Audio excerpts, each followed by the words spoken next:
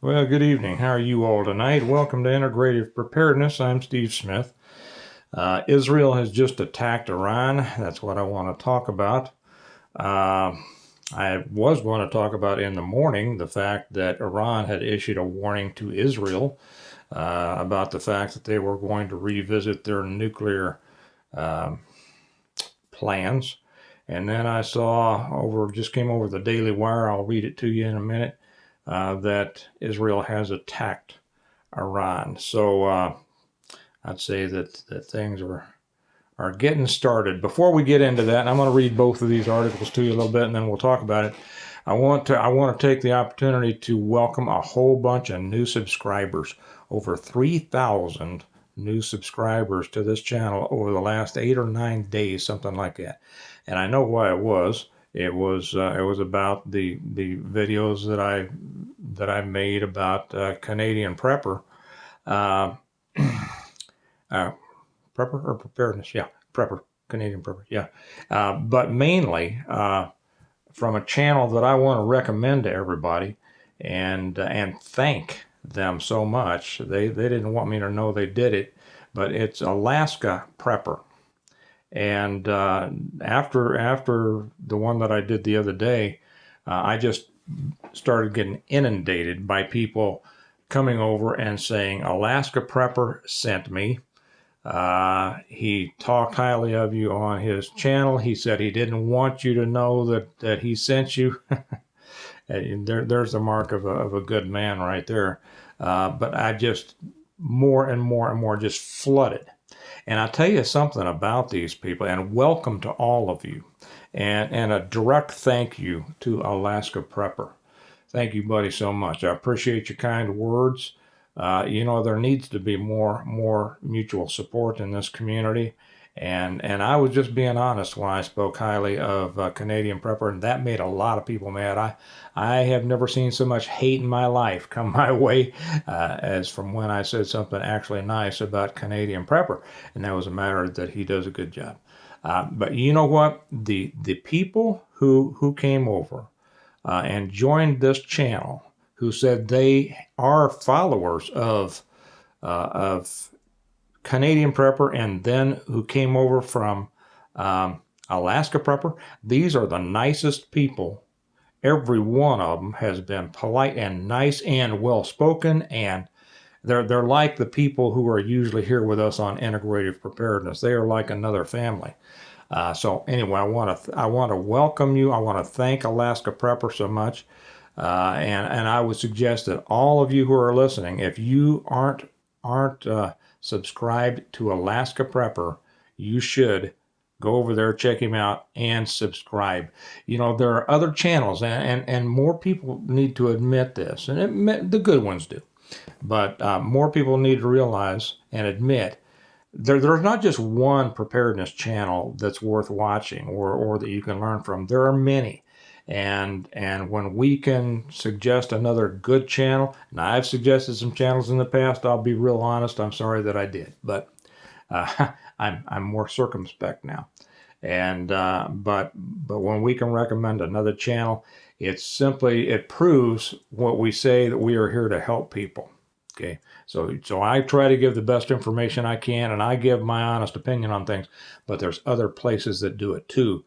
And Canadian Prepper and Alaska Prepper are two of them. So welcome to you all. I know this has been kind of a long introduction and explanation. That's just the way I am sometimes. I like to chat with my people. This is my just being personal with my viewers, and welcome to you all who have come over. You'll find that this is a channel where we are nice and polite, and we try to uphold, lift each other up, and and learn. So anyway, I was just let me put on my glasses and I'll read these to you, because I had just about packed everything in for the day.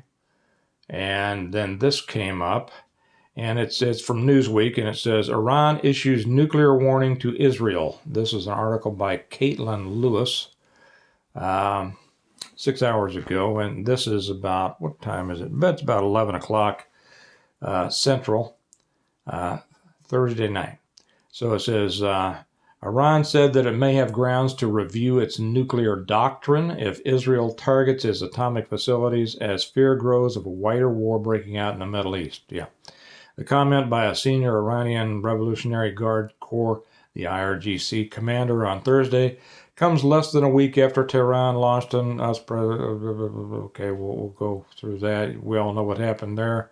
They attacked Israel with a drone attack and some rockets, which Iran said that was in response to the deadly Israeli strike on its embassy in Syria earlier this month. Israel has vowed to respond to Iran's air raid, despite several of its Western allies, including the United States. And here's where it's going to affect us, guys. Urging for the tension to be contained before a greater conflict breaks out. Well, you know, that's, you can hope for that, but I have a saying that hope's cheap. Indulge yourself, you know. But hope is hope. So on Thursday, IRGC Commander Ahmed Haqtalab, the head of Tehran's nuclear security, said that the, quote, the threats of Zionist regime Israel against Iran's nuclear facilities make it possible to review our nuclear doctrine and deviate from our previous considerations, as reported by the Tasnim news agency, which is closely affiliated with the IRGC. Haqtalab added that Israel's nuclear facilities have been identified and we have the necessary information about all the targets. In other words, our fingers are on the trigger. Okay, that's all we need to know from that point. Now we go to, just came out on the Daily Wire within the last hour or so. Israel launches attack on Iran. Explosions heard in areas with nuclear sites. Read a little bit of this before I say what I want to say. Okay, here's the body of the article. Israel launched an attack against the Islamic Republic of Iran during the early morning hours on Friday in response to Iran launching an unprecedented attack on Israel. Multiple U.S. officials told ABC News that Israeli missiles struck sites inside Iran. Initial reports said the explosions happened in the Iranian cities of Isfahan and Natanz. Although the targets of the attack have not been confirmed, both cities have significant facilities in the country's nuclear program. People in Isfahan says they heard multiple explosions that led to the houses shaking violently from the intensity of the explosions, according to local reports. Flight trackers showed multiple commercial passenger planes immediately rerouting and leaving the country, including flights that were about to land. Iran suspended flights in Tehran, Isfahan, and Shiraz. See if there's anything else here. Nah.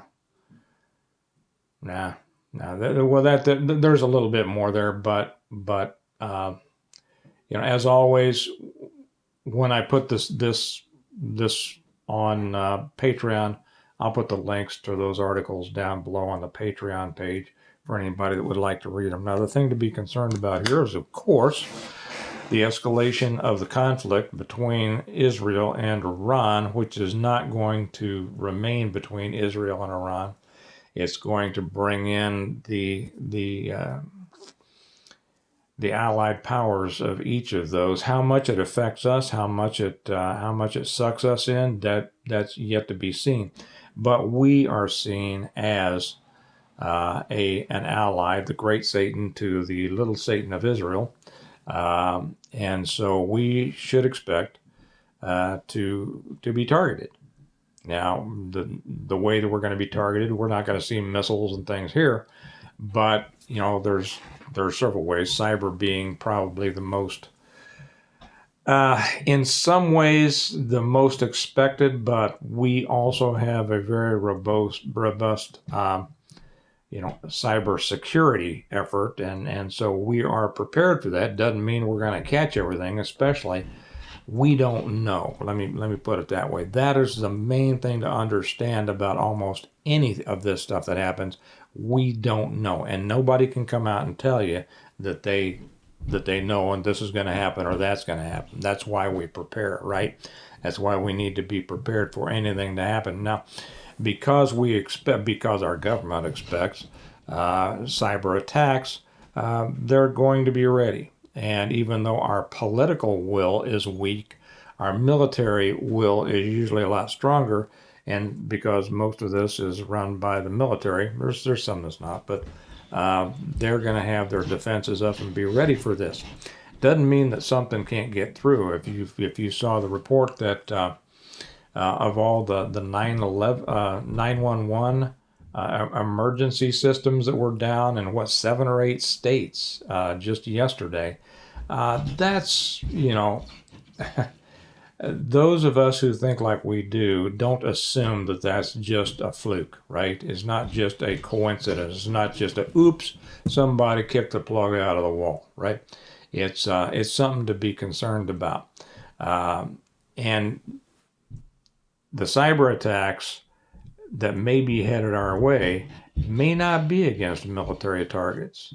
But you've also seen the situations with some of the water treatment plants. We don't know what's going to happen, and we have to be ready for everything. Now, cyber's one thing, but because they should expect us to be ready for that, if I were the enemy, I would be looking at physical attacks against substations, transformers, things like that.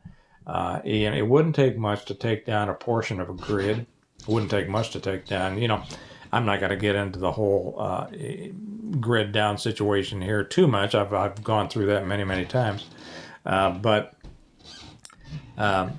there's 3 main grids in the United States, and that's Eastern, Western, and Texas.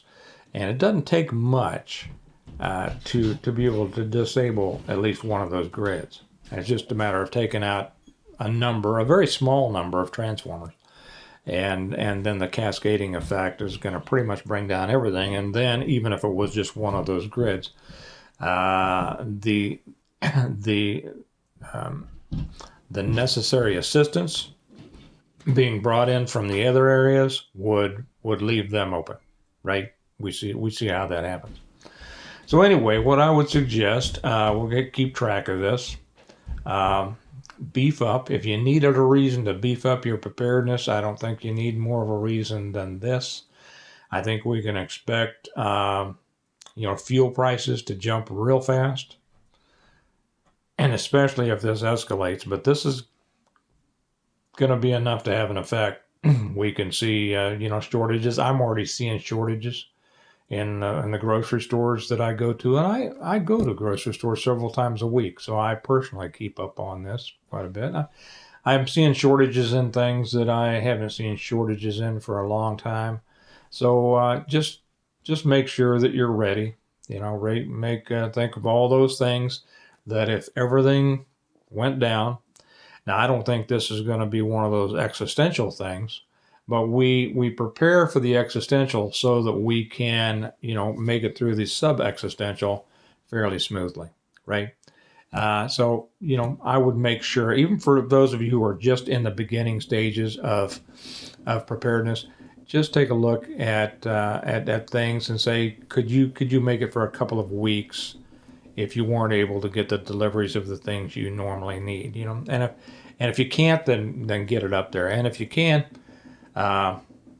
even those of us who are very, very prepared, take these opportunities to say, let me add just another layer on top there.